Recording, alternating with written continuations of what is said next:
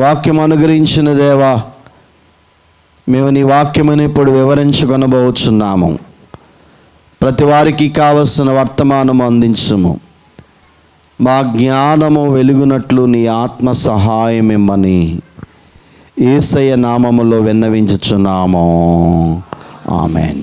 మన ప్రభువైన యేసుక్రీస్తు వారి కృపయు ఆయన సమాధానం శుభములు సమృద్ధిగా మీకందరికీ కలుగును గాక. ఆమేన్. కూర్చుందాం. ప్రభునందు ప్రియమైన దేవుని పిల్లలారా, మరి మొదటి ఆదివారమందు విందుశాల అనే అంశాన్ని మనం జ్ఞాపకం చేసుకున్నాం.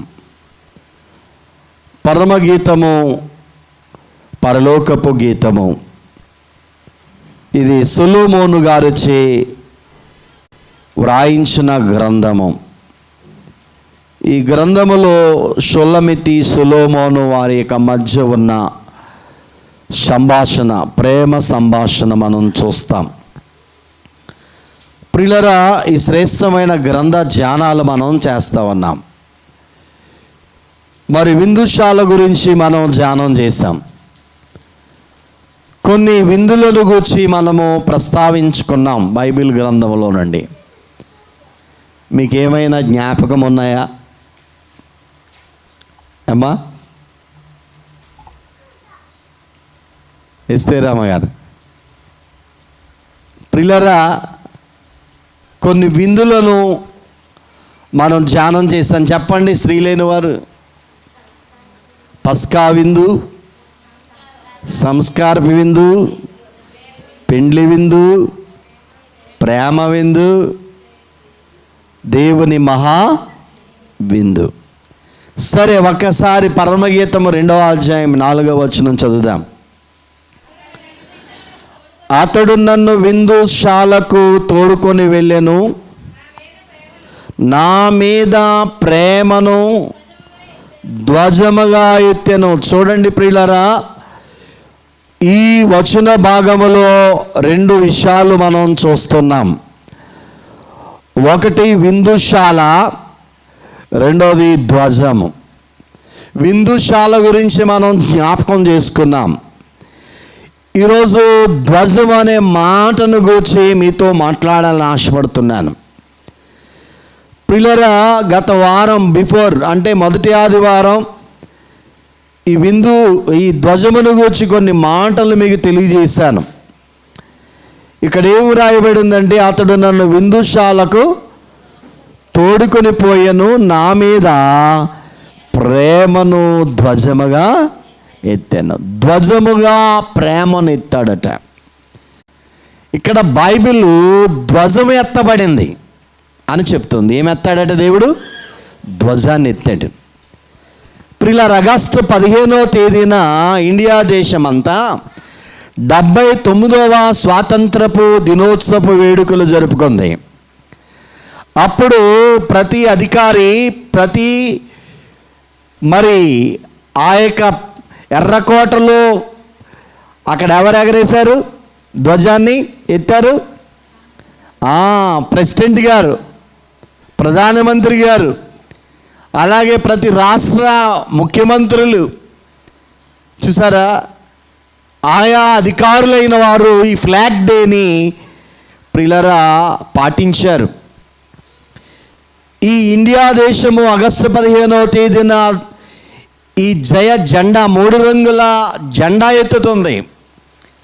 79 సంవత్సరాల క్రితం బ్రిటిష్ వారి యొక్క బంధకాల నుంచి మన దేశం విడుదల పొందిందని సూచనగా జయసూచకముగా ఎత్తబడిన 3 రంగుల జెండా.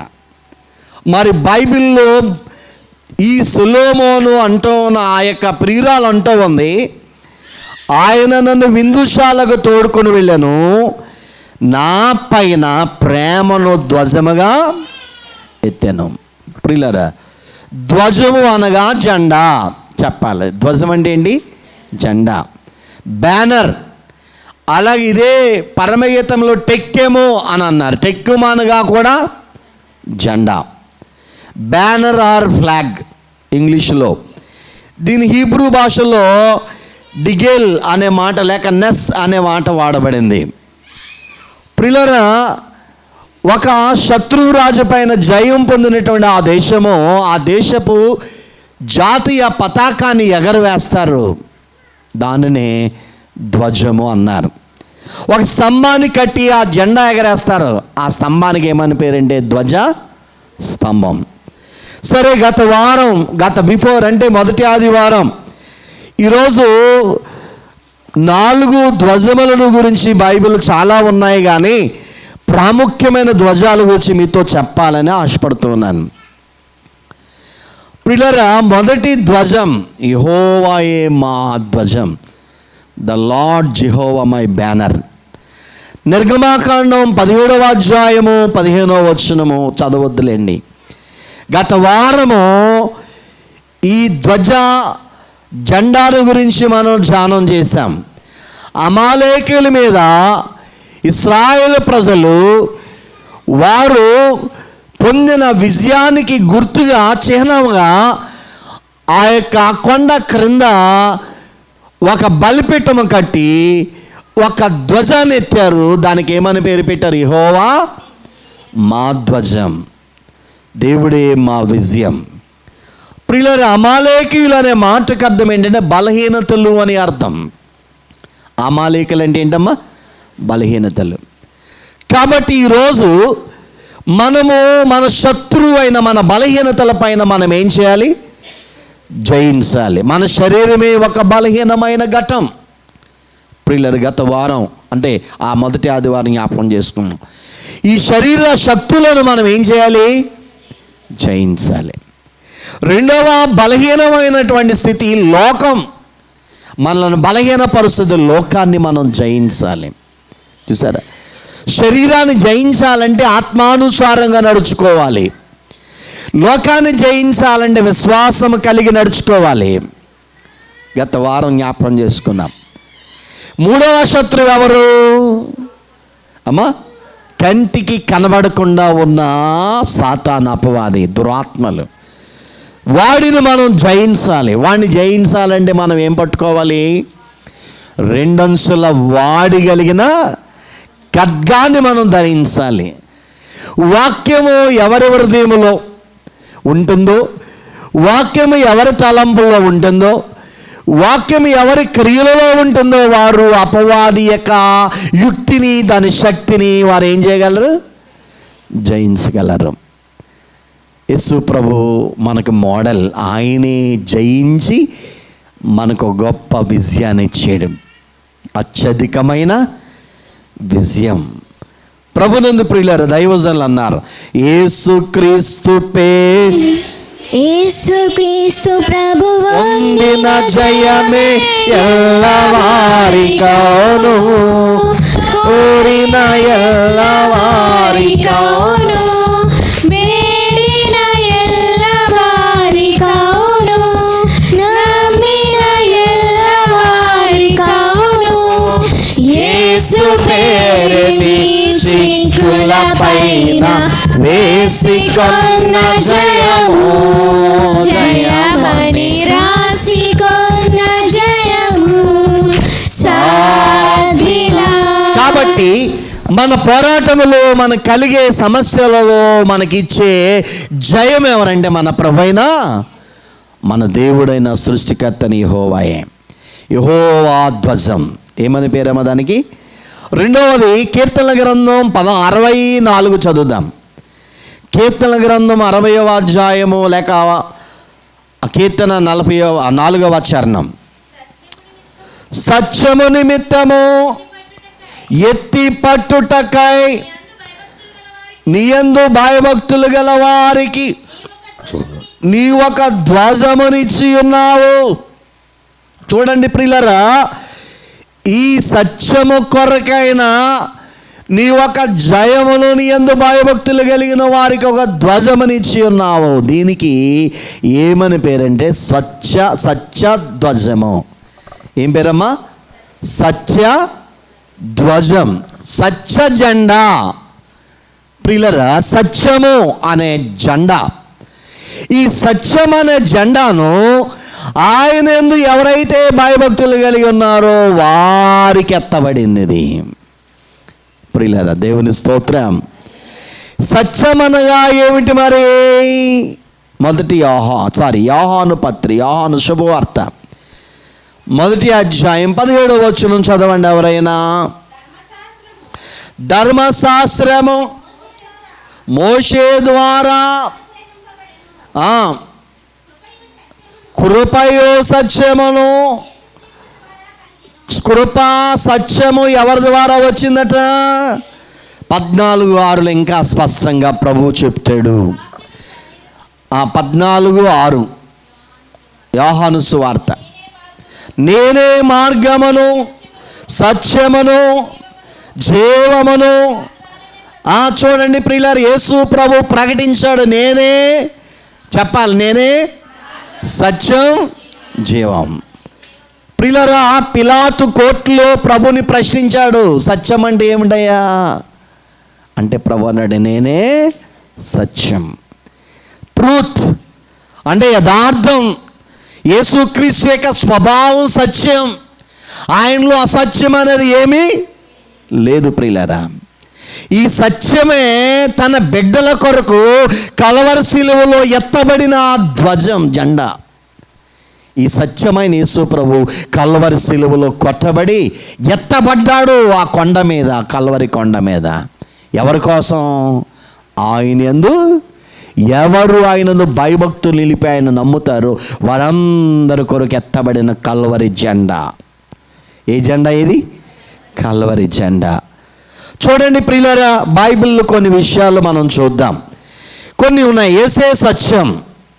రెండవది యోహాను సువార్త 17వ అధ్యాయం 17వ వచనం, 17వ అధ్యాయము 9వ వచనం. కాదు 17వ అధ్యాయం 17వ వచనం చదవమ్మా. సత్యమందు వారిని ప్రతిష్ఠిత చేయము, నీ వాక్యమే సత్యము. ఇప్పుడు అంటాడు ప్రభు, మేడగదిలో ప్రార్థిస్తున్నాడు, శిష్యుల కొరకు ప్రార్థిస్తున్నాడు. సత్యమందు నీవు నాకు అప్పగించిన ఈ పిల్లలను ప్రతిష్ఠించము, డెడికేట్ చేస్తున్నాను నీకు, ప్రతిష్ఠ చెయ్యి. ఎందుకంటే నీ వాక్యమే సత్యం, నా వాక్యమే సత్యం, దేవుని వాక్యమే సత్యం. అసత్యమైన వారు వాక్యాన్ని చదివితే శక్తివంతులుగా సత్యవంతులుగా మారారండి. కనుక ద వర్డ్ ఆఫ్ ట్రూత్, దేవుని వాక్యమే ఏమైనదమ్మా? సత్యమైనదే. 119వ దావీదు కీర్తన 160వ చరణం ఒకసారి చూద్దాం. 119 దావీదు కీర్తన 160.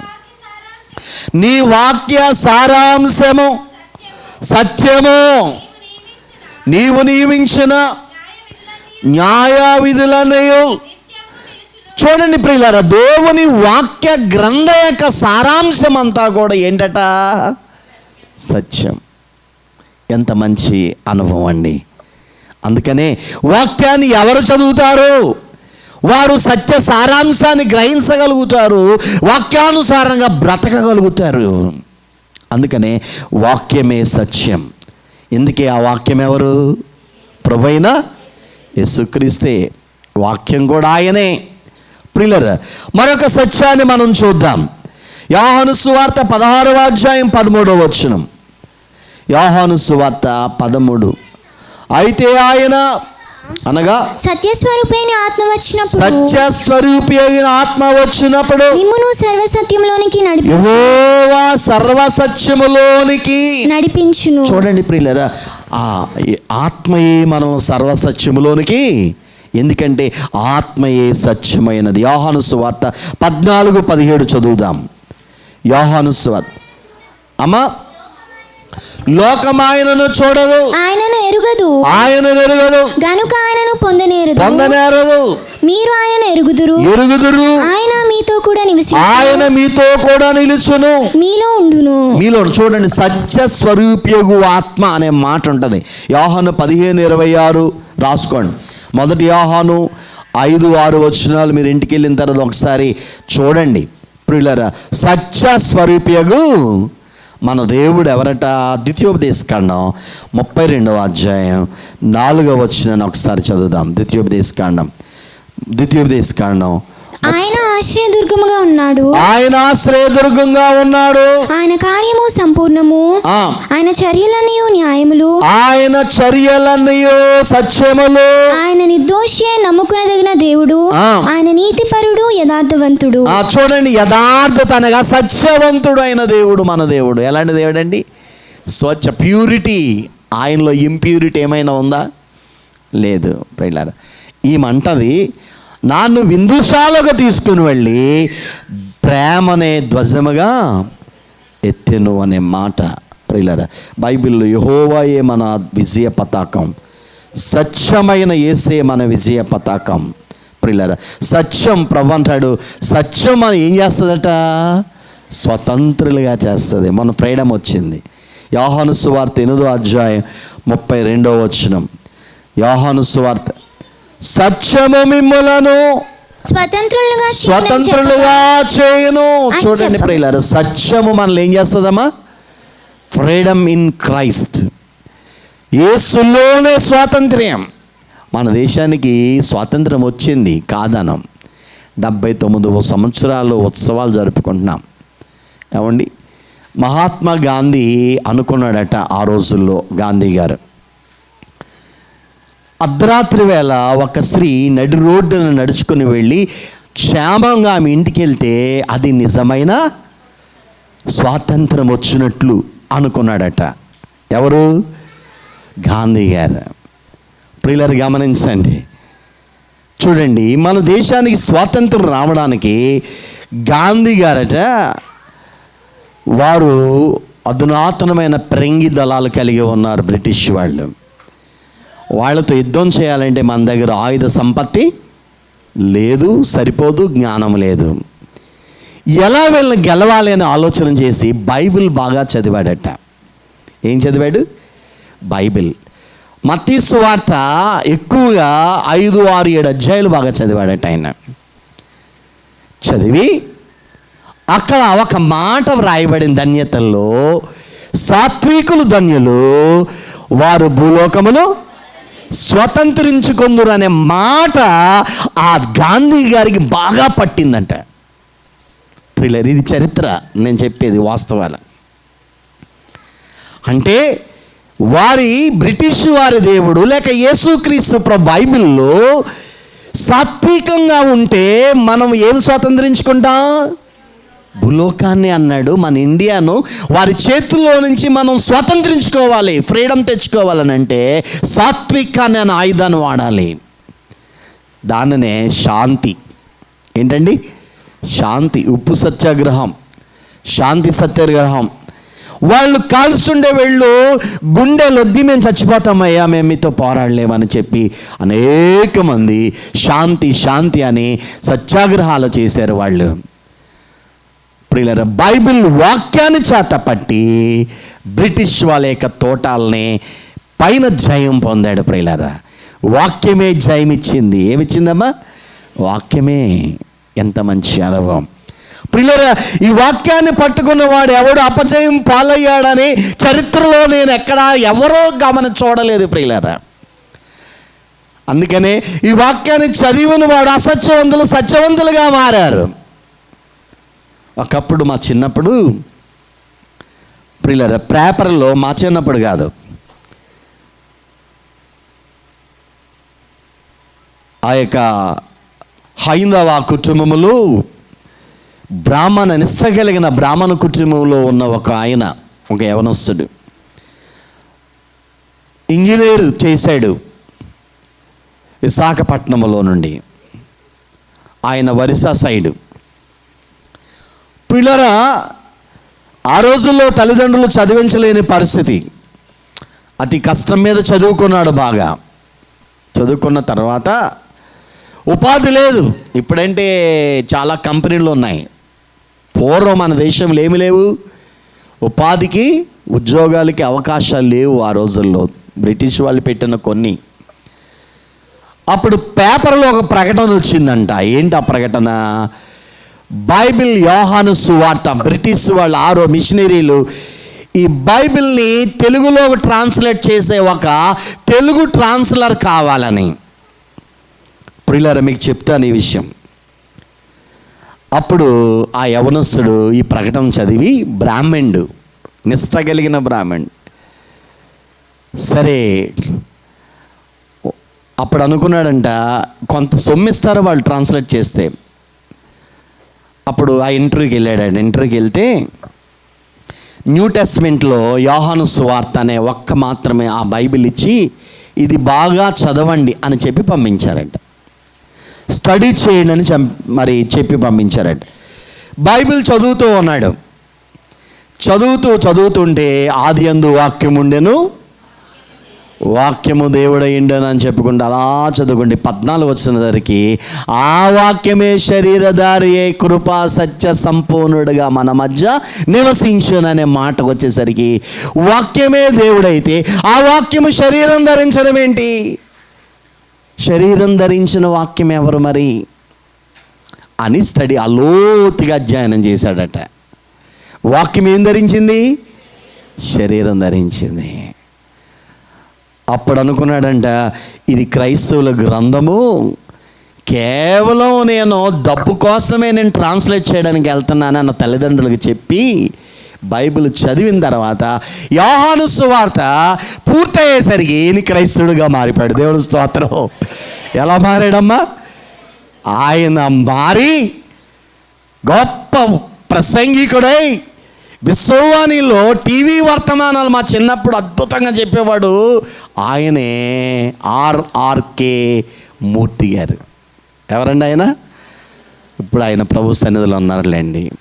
ఆర్ఆర్కే మూర్తి గారు చాలా అద్భుతమైన మంచి తెలుగు పండితుడు, వాగ్దాటి కలిగిన దైవజనుడు అండి.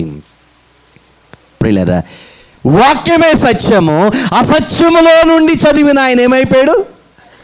సత్యమైన దేవుని కలిగి ఆయన సత్యముగా సాక్షిగా, సత్య సాక్షిగా మారిపోయాడు. ప్రియులారా, అందుకని ఈ వాక్యాన్ని ఈరోజు అందరూ బైబిల్ చదువుతున్నారట. ఎక్కువ అమ్మడైపోయిన పుస్తకం బైబిల్, ఎక్కువ చదవబడుతున్న బైబిల్ పుస్తకం బైబిల్. కానీ ఎక్కువ నిర్లక్ష్యానికి గురవుతున్న బైబిల్ ఎవరి చేతుల్లోనంటే ఒక క్రైస్తవుడి చేతిలోనట. ఎక్కువ సంఘాలలో ఈ క్రైస్తవులైన వారు బైబిల్ చదవట్లేదట. ఆదివారం మాత్రమే బైబిల్ తీసుకొస్తారట, చర్చిలో మాత్రమే వారు ఓపెన్ చేస్తారట. ఎంత దురదృష్టకరం కదా. సిగ్గుపడాలి మనం. ఈరోజు రోజు చదవండి బైబిల్. ఈరోజు ఎంతమంది రోజు బైబిల్ చదువుతున్నారు? చేతులు ఎత్తండి అని అన్నాను అనుకోండి, సిగ్గుపడతారు మీరు. కానీ నేను మిమ్మల్ని సిగ్గుపరచాలని లేదు. మీకు మీరే స్వపరీక్ష చేసుకోండి. బైబిల్ చదవాలి, బైబిల్ వినాలి, బైబిల్ని అనుసరించాలి, వీటిని గైకొనాలి. ఈ 3 ఎవరు చేస్తారో వారు ఖచ్చితంగా రెండవ రాకడలో ప్రభుని ఎదుర్కొంటారు. దేవుని స్తోత్రం. అందుకనే ప్రియులారా, బైబిల్ బాగా చదవండి. బైబిల్ బాగా చదవకపోతే మీకు చాలా ఎవరు ఏ బోధ చేస్తున్నారో మీకు అర్థం, అది సత్యబోధ దుర్బోధ ఏంటో మీకు తెలియదండి. కన్ఫ్యూజ్ అయిపోతారు వాక్య జ్ఞానము లేనందువలన. ఇప్పుడు చదువులేని వారు ఎలాగా బైబిల్ చదవలేరు, వారు వినాలి. ఇప్పుడు బైబిల్ ఆడియో కూడా వచ్చేసింది. బైబిల్ యూట్యూబ్లో నెట్లో కడితే యోహాను సువార్త ఏ అధ్యాయం కావాలి వినాలనుకుంటే, మీ పిల్లలు చదువుకున్న పిల్లలేగా అందరూ బాగా చదివేస్తున్నారు కదా, మీరు చదువులేని వాళ్ళు ఈ అధ్యాయం పెట్టమ్మా అని వినండి. చదవలేకపోతే టైం లేదనుకోండి, మీరు వంట పని చేస్తూ ఆడియో పెట్టి వినండి. చదవకపోయినా వింటారు. వినుడి ద్వారా కొన్ని విశ్వాసం మీకు వినుడి ద్వారా ఏం కలుగుతుంది? విశ్వాసం కలుగుతుంది. ఎంత మంచి అనుభవం.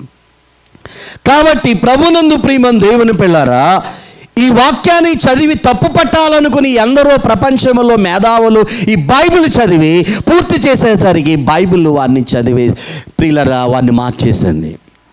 అన్ని పుస్తకాలను మనం చదువుతామంట, బైబిల్ అట మనల్ని చదువుతుందట. ఇవి చిత్రం కదా బైబిల్. ఏమండి, అన్ని పుస్తకాలు మనం చదువుతామంట, బైబిల్ అట మన జీవితాన్నే చూపిస్తుందట. ఇది అర్థం ఉన్నది ఉన్నట్టుగా, అబద్ధం చెప్పదు అర్థం. అందుకనే ప్రియులారా, ఈ ధ్వజానికి ఏమని పేరు? సత్య ధ్వజం. సత్యం అంటే ఎవరు? ప్రభువైన యేసుక్రీస్తు. సత్యం మనల్ని ఏం చేస్తుంది? అందుకే యేసుక్రీస్తు ప్రభు నిజమైన స్వాతంత్రం భారతదేశానికి ఇంకా రాలేదు.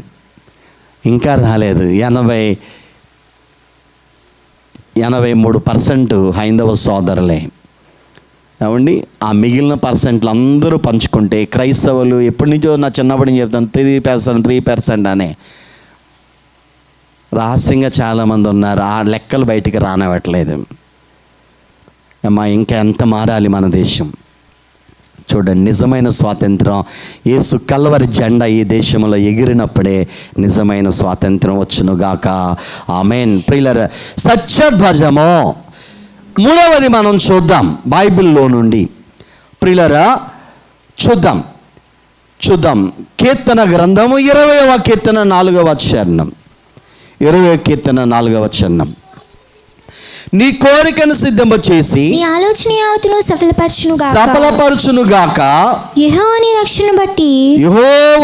రక్షణను బట్టి మేము జయోత్సవము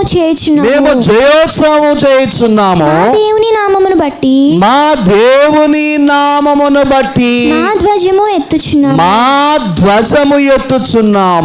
నీ ప్రార్థనలన్నీయు యెహోవా సఫలపరచునుగాక. చూడండి ప్రియులారా, ఈ కీర్తన గ్రంథము 20వ కీర్తన, దావీదు కీర్తనలో వ్రాయబడిన మాట ఏంటంటే, మా దేవుని నామమును బట్టి మా ధ్వజము ఎత్తుచున్నాం. ప్రియులారా, దీనికి పండితులు పెట్టిన పేరేంటంటే దేవుని నామం అనే ధ్వజం. ఏ నామం? యేసు నామం అనే ధ్వజం. ప్రియులారా, ఈ నామం, యేసు నామం, యేసుక్రీస్తు అనే నామం స్వదేశీ నామమా విదేశీ నామమా? చెప్పాలి మీరందరూ. యేసయ్య నామం పేరు ఈ భూమి మీద మనుషులు ఎవరైనా పెట్టారా? పరలోకం నుంచి వచ్చిన పేరు ఇది. అంతేగాని మీకు అర్థం కాలేదు స్వదేశీ విదేశీ అని. ఏమ్మా, పైనుంచి దేవదూత బయలుపరిచింది యోసేపుకు. మరియా ఒక కుమారుని కంటుంది, అతనికి ఏమని పేరు పెడతావు? యేసు. యేసు అనగా తన ప్రజలైన వారి పాపముల నుండి ఆయనే రక్షించబడుతున్నాడు. యేసు నామమును గురించి మనకు చాలా సంగతులు తెలుసు. ప్రియులారా, పర్వతముల పైన ఎత్తబడిన జెండా అని, ఏమండి, ధ్వజమట భయపెట్టేదిగా ఉందని, ప్రజల ధ్వజమని చాలా మాటలు ఉన్నాయి. అవన్నీ చెప్తాను. కానీ యేసు నామం, దేవదాసాయి గారు 2 పాటలు రాశారు యేసు నామం మీద. ఎన్ని పాటలు చెప్పగలరు ఏదైనా? యేసు నామ స్మరణ. రెండవది, యేసు నామము కంటే ఏది? యేసు అనే నామం మీద కోట్ల పాటలు వచ్చినాయి ప్రపంచవ్యాప్తంగా. మనమే కాదు, అనేక మంది భక్తులు కట్టారు. ఈ నామమును గూర్చి ఒక 7 సంగతులు రాసుకోండి, చెప్తాను. ఈ నామం మత్తయి సువార్త 1వ అధ్యాయం 21-25 వచనాల్లో మొదట కనబడుతుంది. యేసు అనే నామం గ్రీక్ భాషలో ఇది తెనింగించారు, అనగా తన ప్రజలైన వారి పాపముల నుండి ఆయనే రక్షించను. ఈ నామం రక్షించు నామము. రాసుకోండి మొదట. ఈ నామం ఇది రక్షించే నామం. అపోస్తల కార్యములు 16:31లో ఈ నామాన్ని గూర్చిన ప్రస్తావన ఉంటుంది. 16:31 అపోస్తల కార్యములు. అందుకు వారు ప్రభువైన యేసునందు విశ్వాసముంచుము, అప్పుడు నీవును నీ ఇంటి వారును. చూడండి ప్రియులారా, పౌలు గారు చెప్తున్నాడు ఆ జైలర్తో, అయ్యలారా రక్షణ పొందడం నేనేం చేయాలని ప్రశ్నించాడు. ఆ మధ్యరాత్రి వేళ జైలు సరసాల పునాదులు వనికే వారి యొక్క ఆరాధన, పాటన, ప్రార్థన వలన సంఖ్యలు విడిపోయాయి. వెంటనే జైలర్ భయపడిపోయాడు. అప్పుడు నేనేం భయపడదు, కత్తి చూసి చచ్చిపోవాలనుకున్నాడు. అప్పుడు ఆ టైంలో పౌలు భయపడకు మేము ఎక్కడికి వెళ్ళలేదు. ఈ అద్భుతం చూసిన జైలర్ ఏమన్నాడు, అయ్యలారా రక్షణ పొందడానికి మేము ఏమి చేయాలి? అప్పుడు ఈ ప్రభు అయిన యేసునందు విశ్వాసం ఉంచుము, అప్పుడు నీ ఇంటివారు. ప్రియులారా, అపోస్తుల కార్యములు 4:12లో కూడా ఈ మాటలు వ్రాయబడ్డాయి. చూడండి, చదువుదాం ఒకసారి జ్ఞాపకం. మరి ఎవరి వలనను రక్షణ కలుగవు, ఈ నామము వల్లనే మనము రక్షణ పొందవలెను. చూడండి, ఈ నామము వల్లనే. ఏ నామము? యేసు అనే ఆకాశమందు కానీ భూమి కింద కానీ భూమి మీద కానీ మరి ఎవరి పేరు వలన పాపముల నుండి రక్షించబడలేరు.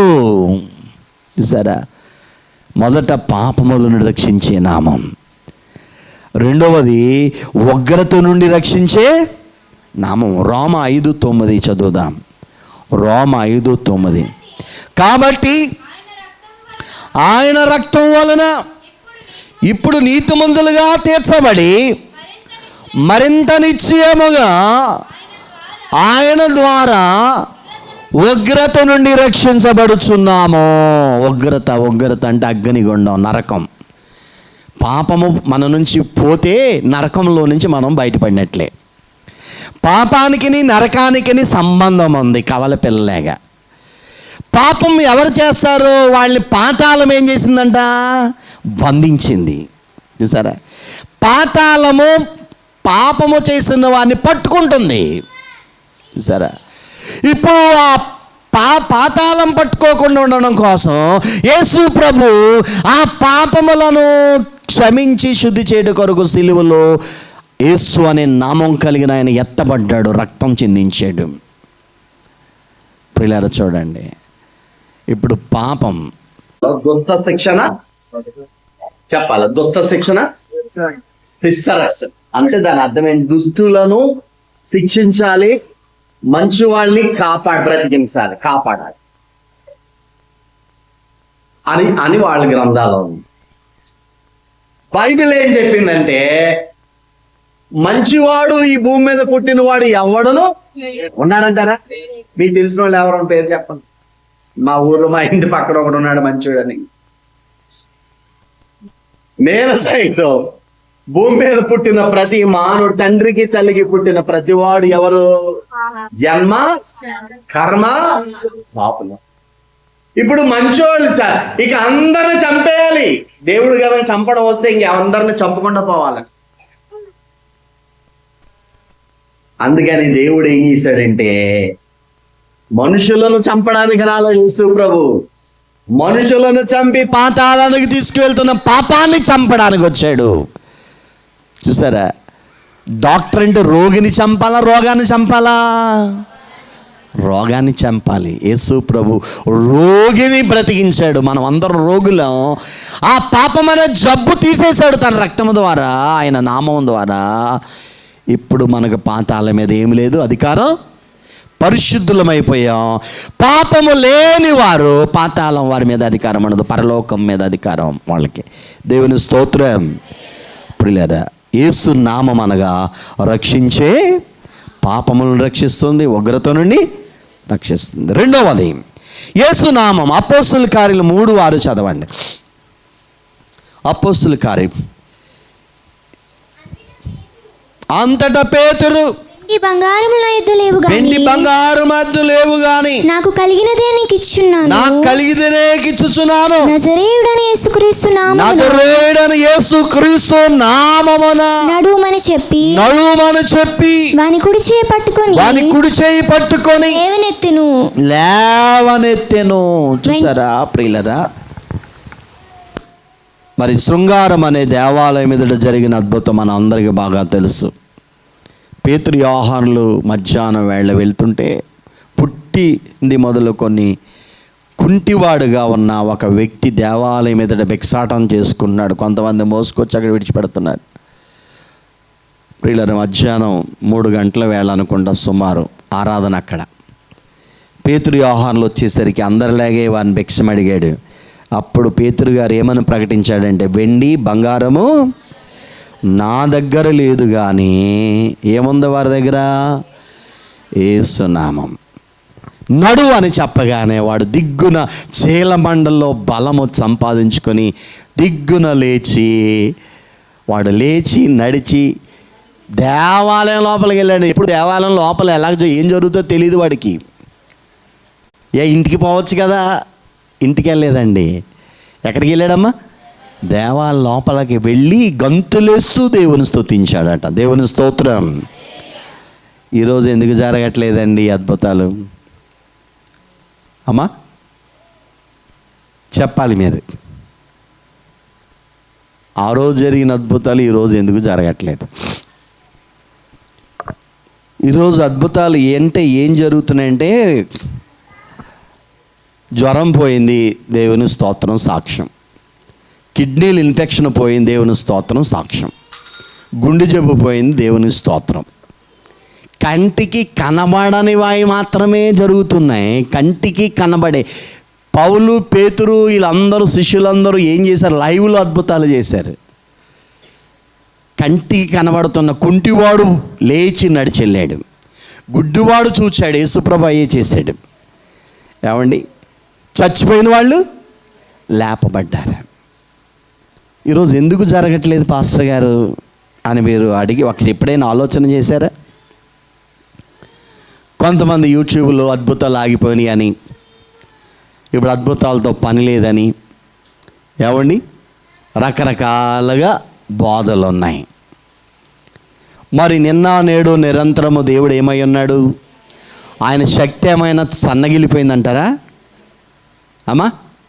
కొంత శక్తి తండ్రికి ఇచ్చేసాడంటారా? డివైడ్ అయిపోయింది ఆయన శక్తి. ఎందుకు జరగట్లేదు ప్రియులారా? నేను లోతుగా అన్వేషించింది ఏంటంటే, అద్భుతం జరగడానికి ఈ రెండవ రాకడ కాలంలో ప్రియులారా, సంఘములో ఉన్నటువంటి పాస్టర్ గారులు కావచ్చు, విశ్వాసులు కావచ్చు, బోధించేవారికి, ఏమండి వినేవారికి, ప్రార్థించేవారికి ఉండవలసినంత విశ్వాస పరిమాణం లేదు, స్టాండ్ నిలకడగా లేదు. అందుకే ప్రభు అన్నాడు, నేను భూమి మీదకి వచ్చేసరికి నా విశ్వాసులలో విశ్వాసం ఉండా కనుగొందను. విశ్వాసం ద్వారా అద్భుతాలు ప్రియులారా చూసారా అని నేను గ్రహించాను. ఉండవలసినంత విశ్వాసము, ఉండవలసినంత పరిశుద్ధత, ఉండవలసిన పరిశుద్ధాత్మ శక్తి పరిపూర్ణంగా లేనందున ఈరోజు లైవ్లో ఇలాంటి కార్యాలు. కానీ నేను ఆశపడుతున్నాను, దైవజనుడు చెప్పినట్లుగా రెండవ రాకడ ముందు మరలా ఆది సంఘములో జరిగిన అద్భుతాలు రిపీట్ అవుతాయి. ఏమవుతాయి? తిరిగి మరలా జరుగుతాయి ప్రభు రాకడ కాలంలో, శ్రమలు వచ్చినప్పుడు. గ్రహించండి ప్రియులారా. అపోస్తుల కార్యములు 4:10, మలాకి 4:2, యెషయా గ్రంథం 53:5, యెషయా గ్రంథం 53:5 రాసుకునేవాడు. మొదటి పేతురు 2:24 ప్రియులారా, వీటన్నిటిలో మనం గమనించినట్లయితే స్వస్థతను గురించిన విషయాలు ఉన్నాయి. ఈరోజు కూడా పరిపూర్ణ విశ్వాసం మనం కలిగితే తప్పకుండా ప్రభు మనకేమిస్తారు? స్వస్థత ఇస్తాడు, ఆరోగ్యం ఇస్తాడు. ఈరోజు పేతురు గారు ప్రకటించినట్లుగా అపోస్తులు ఎవ్వరూ కూడా వెండి కానీ బంగారం కానీ ధనం కానీ వారి దగ్గర లేదు, దాచుకోలేదు, అడగలేదు ఎవరిని. పిల్లరా, ఇదే ప్రశ్న గెహాజీని ఎలీషా అడిగాడు. ఈరోజు ఒక మాట చదువుదాం, అక్కడ ఏమి రాయబడిందని నాకు అదే అర్థమవుతూ ఉంటుంది ప్రియులారా.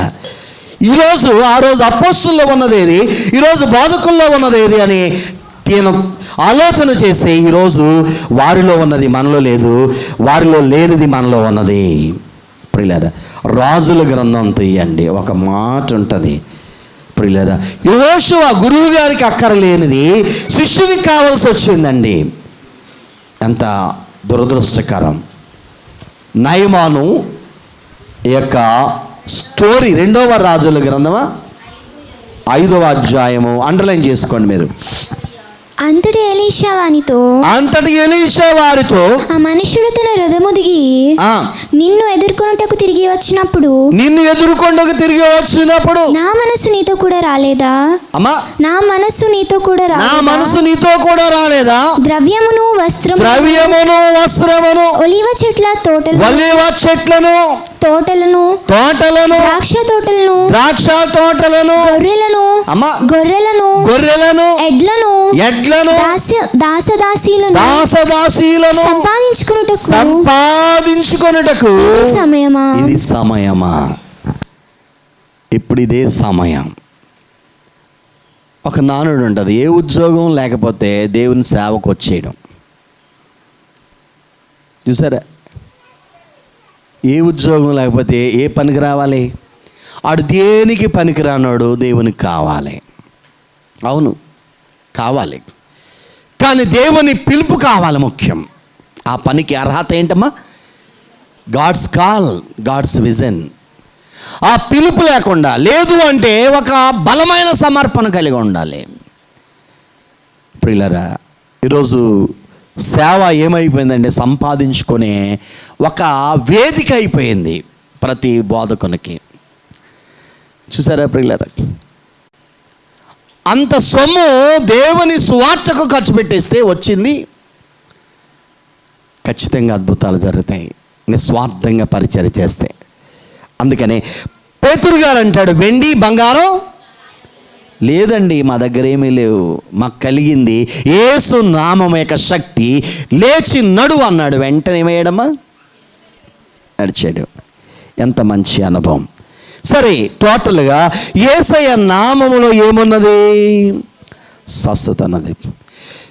యేసు నామము జయం జయము, సాతాను శక్తి లయం లయము. యేసు నామము జయం జయము, సాతాను శక్తి లయం లయము. హల్లెలూయా హోసన్నా హల్లెలూయా హల్లెలూయా ఆమేన్. హల్లెలూయా హోసన్నా హల్లెలూయా హల్లెలూయా ఆమేన్. అన్ని నామముల కన్నా పైనామము యేసుని నామము, ఎన్ని తరములకైనా గణపరచదగినది క్రీస్తు నామము. కాబట్టి ప్రభునందు ప్రియులారా, యేసు నామము సాతాను శక్తులపై జయము. చదువుదాం అపోస్తుల కార్యములు 16:8. యేసు నామములో దయ్యాల నుండి విడుదల. 16:18 చదువమ్మా. ఆమె ఇలాగూ అనేక దినములు చేయుచుండెను గనుక పౌలు వ్యాకులపడి దాని వైపు తిరిగి తన వైపు తిరిగి నీవు ఈమెను వదిలిపొమ్మని యేసుక్రీస్తు నామమున ఆజ్ఞాపించుచున్నానని ఆ దయ్యముతో చెప్పెను. వెంటనే అది ఆమెను వదిలిపో. చూడండి, యేసును పుతేను అనే దయ్యం పట్టింది ఒక యవనస్తురాలికి. ఆ దయ్యం సోది చెప్తుంది. చాలా సంగతులు ఒక్కొక్కటి నాకు గ్రాహ్యం అవుతూనే ఉన్నాయి. ప్రియులారా, గ్రహించండి. మనకి ముఖ్యము, నేను అన్నాను, ఒక ఇంట్లోకి వెళ్ళడానికి బైబిలే మనకు ప్రమాణం. బైబిల్ ముందు తీసుకెళ్ళి అక్కడ సెల్ఫ్లో పెట్టండి ప్రార్థన చేసి అని అన్నాను. దేవుని వాక్యమే మనకి ప్రమాణం, ఆధారం. ప్రియులారా, గుర్తుపెట్టుకోండి. కాబట్టి అందుకే బైబిల్ బాగా చదవండి. ఇవన్నీ మనకి తెలియదు కాబట్టి మనం ఏమైపోతున్నాం అమ్మా? మన భక్తి మిక్స్ అయిపోతుంది. ఒక అడుగు అక్కడ, ఒక అడుగు ఎక్కడ వేసేస్తున్నాం. చూసారా? అందుకే చాలా పొరపాట్లు ఉన్నాం. సరే, యేసు నామం ఎంతవరకు వచ్చాం మనం? దయ్యములను వెళ్ళగొచ్చును యేసు నామములో. చూసారా? దురాత్మలు. అపోస్తలుల 16:18 దయ్యాలు వెళ్ళగొట్టబడతాయి యేసు నామములో. మా చిన్నప్పుడు మా మోషయ్య గారు, మా నాన్నగారు చాలా దయ్యాలు వెళ్ళగొట్టారు. దయ్యాలు వెళ్ళగొట్టే పేరు గ్రామాలు. ఇప్పుడు దయ్యాలు తక్కువైపోయినాయి. మీరు గ్రహించండి. ఎక్కడన్నా కనబడుతున్నాయా దయ్యం పట్టిన వాళ్ళు? అమ్మా, మా చిన్నప్పుడు ఎక్కువ దయ్యాలు ఉండేవి, ఎవరిని పడితే వాళ్ళని పట్టేవి. మా పాస్టర్ గారు మా నాన్నగారు వెళ్ళి యేసు నామములో గద్దించేవారు, వెళ్ళిపోయేవి. దయ్యాలు దావీదు గారిని ఒక ఆయన ఉన్నాడు ఆత్రేయపురంలో బైబిల్ మిషన్లో. ఆయనకి స్పెషలిస్ట్. ఎక్కడ ఏ దయ్యం పట్టినా ఆయన దగ్గర తీసుకొచ్చారు, ప్రార్థన చేసి పోగొట్టేవాడు.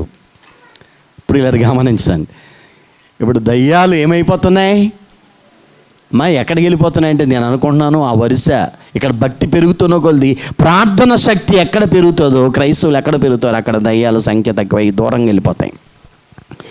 పిల్లలు, యేసు నామములో దురాత్మలు వెలగొడతాం. యేసు నామములో ఏమున్నది?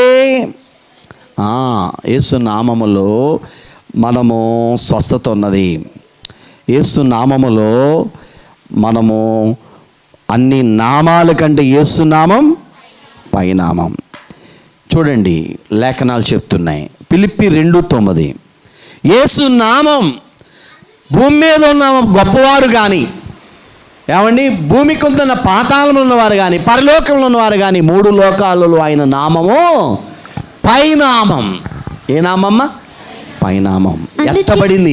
ఆయన నామాన్ని తండ్రి ఎక్కించాడు 3 లోకాలలో. అందరికంటే పైనామం ఆ కుమారునికి ఇచ్చేసాడు, ఎత్తబడిన నామం. అందుకనే ఎత్తబడిన దేవుని నామం ధ్వజం. పురిలారా గమనించండి. అందుచేతను చదవద్దులేండి అమ్మ, చదువు ఒకసారి. పరలోకమందున్న వారిలో గాని, భూమి మీద ఉన్న వారిలో గాని, భూమి మీద ఉన్న వారిలో గాని, భూమి క్రింద ఉన్న వారిలో గాని, భూమి క్రింద ఉన్న వారిలో గాని, ప్రతివాని మోకాలను యేసు నామమున వంగునట్లు. యేసు నామములో ఏమవ్వాలట? వంగాలి. వంగాలి, వంగాలి, వంగాలి. అందుకనే యేసు నామం పైనామం. ఎన్ని విషయాలు చెప్పుకున్నాం అమ్మా? 4. 5వది ఫిలిప్పి 2:9-10 ప్రకారంగా యేసు నామములో ప్రతివాని నాలుక ఆయనను పొగడాలి. వంగాలి మోకాళ్ళు, పొగడాలి అంటే ఆరాధించాలి యేసు నామములోనే. ఇంకా భూమి మీద ఎవరి నామములో పరలోకానికి స్తుతి స్తోత్రాలు చేరబడం. యేసు నామములో ఆరాధన. చూసారా? అందుకనే ఏ నామములో, యేసు నామములోనే. ప్రియులరా, ఇది 5వది. 6వది యేసు నామములోనే ప్రార్థించాలి. అపోస్తుల కార్యము 2:21, 1 కొరింథీ 1:2, అపోస్తుల 2:21. అప్పుడు ప్రభువు నామమున ప్రార్థన చేయువారందరూ రక్షణ పొందుదురు. చూడండి ప్రియులారా, యేసు నామములోనే ప్రార్థన చేయాలి. కొంతకాలం ఇప్పుడు కేథలిక్లు ఎలా చేస్తున్నారో తెలియదు కానీ, వాళ్ళు మరియమ్మ నామం కూడా పెట్టి ఏలిన వారికి చెప్పండి అని ఆమెను అంటారు. చూసారా?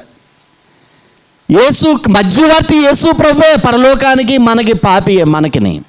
మరిలా మధ్యవర్తులు ఎవరు? భక్తుల పేర్లు పెట్టి కూడా మనం ప్రార్థన చేయకూడదండి, గుర్తుపెట్టుకోండి. ఏమండి, అమెరికాలో విలియం బ్రెండ్హార్డ్ అనేటువంటి ఒక భక్తుడు జీవించాడు. ఎవరైనా? విలియం బ్రెండ్హార్డ్. ఆ పుస్తకాలు బైబిల్ బయట దొరుకుతాయి. ఆయన యవనస్తుడిగా చాలా భక్తి కలిగిన వాడు. ప్రవచనాలు చెప్పాడు, చాలా జరిగినాయి. ఉండి ఆయన ఏమన్నాడంటే, రాబోయే ఏలియాను నేనే, నా నామములో విలియం బ్రెన్హార్డ్ యేసు నామములో ప్రార్థన చేస్తున్నా, వేడుకుంటున్నామా అన్నాడు. అమెరికాలో ఘోర రోడ్ యాక్సిడెంట్లో చనిపోయాడు ఆయన. చరిత్ర అది, హిస్టరీ. ఇప్పటికీ వారి అనుచరులు చాలామంది ఉన్నారు. మెట్రోపాలిస్ సిటీస్లో ఉన్నాయి ఆ చర్చెస్. కలకట్టాలోను, మెడ్రాస్లోను, చెన్నైలోనూ ఉన్నాయి ఆ చర్చెస్, విలియం బ్రెన్హార్డ్ చర్చెస్. ఆ విశ్వాసులు ఇప్పుడు కూడా ఏమని ప్రార్థన చేస్తారో తెలుసా? విలియం బ్రెన్హార్డ్ యేసు నామములో ప్రార్థన, ఆ పేరు కలిపి చేస్తారు. ప్రియులారా, మనం అలా చేయకూడదు. ఒక యేసుక్రీస్తు నామములోనే మన ప్రార్థనలు వెళ్ళాలి. అప్పుడే మనకు రక్షణ దొరుకుతుంది. ప్రియులారా, ఎన్ని విషయాలు చెప్పుకున్నాం? 7వ విషయం చెప్తాను. చాలా ఉన్నాయి యేసు నామములో, యేసు నామము యొక్క విలువలు. ప్రియులారా, యేసు నామములో, యేసు నామం, యేసు నామము కంటే ఏది గొప్ప యేసు నామము కంటే ఏది యేసు నామము కంటే ఏది గొప్ప యేసు నామము కంటే ఏది పాపాలు హరించియో నా నేడు పాపాలు హరించుచున్నా పాపాలు హరించియో నా నేడు పాపాలు హరించుచున్నా. కొరింథీ మొదటి పత్రిక 5:4 ముగించుకుందాం. కొరింథీ 5:4. ఏమనగా ప్రభు అయిన యేసు దినమందు వాని ఆత్మ రక్షింపబడునట్లు శరీరేచ్ఛలు నశించుటకై మన ప్రభు అయిన యేసుక్రీస్తు నామమున మీరును నా ఆత్మయు మన ప్రభు అయిన యేసుక్రీస్తు బలముతో కూడి వచ్చినప్పుడు అట్టివాణ్ణి సాతానుకు అప్పగింపవలెను. మీరు అతిశయపట్ట మంచిది కాదు. 5:14 అనుకుంటా. చూడు, యేసు నామములోనట నీతిము లేక పరిశుద్ధపరచబడుతున్నాం. లూకాసు 1:49 కూడా వ్రాయబడింది. యేసు నామం మనల్ని ఏం చేస్తుందట? పరిశుద్ధ నీతిమంతులుగా తీర్చబడుతున్నాం యేసు నామములో.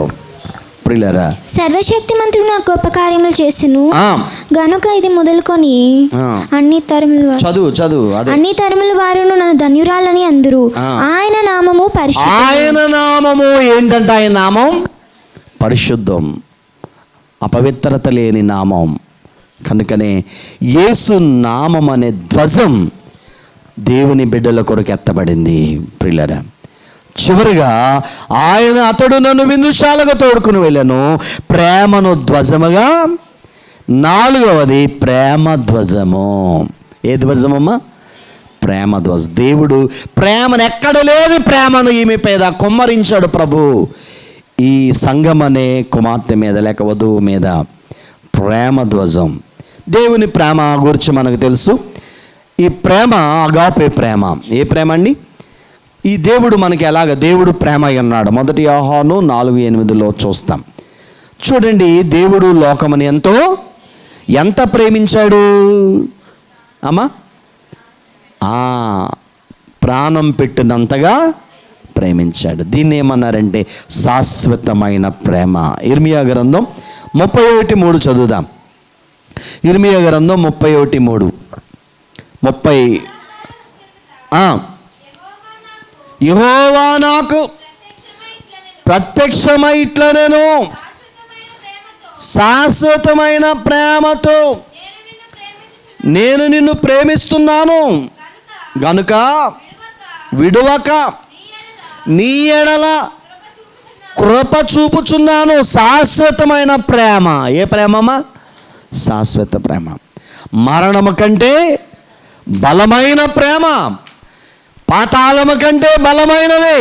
ప్రియులారా, ఈ ప్రేమ నుండి మనల్ని ఎవ్వరు అధిక ప్రేమ. కీర్తన 36:7 చదవద్దులేండి. 36:7 అధిక ప్రేమ. ఈ ప్రేమ నుండి మనల్ని ఎవ్వరు వేరు చేయలేరు. రామ 8వ అధ్యాయం 35-39 చదువుదాం ఒక్కసారి. 37-39 35 నుంచి 39 వచనాలు రాసుకోండి, మధ్యలో ఉంటుంది ఈ విషయం.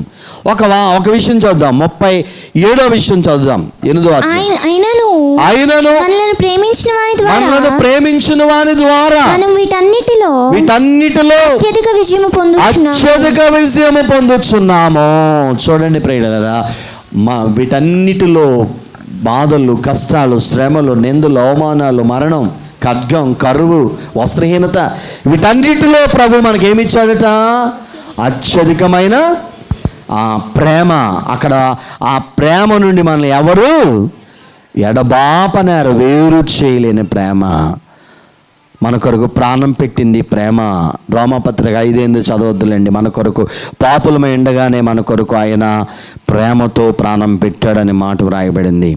ప్రేమ ద్వారానే విజయం, ప్రేమ చేతనే శాంతపరుస్తున్నాడు. జెఫనియా గ్రంథం 3:17 ఆయన ప్రేమతోనే మన శాంతినిస్తూ ఉన్నాడు.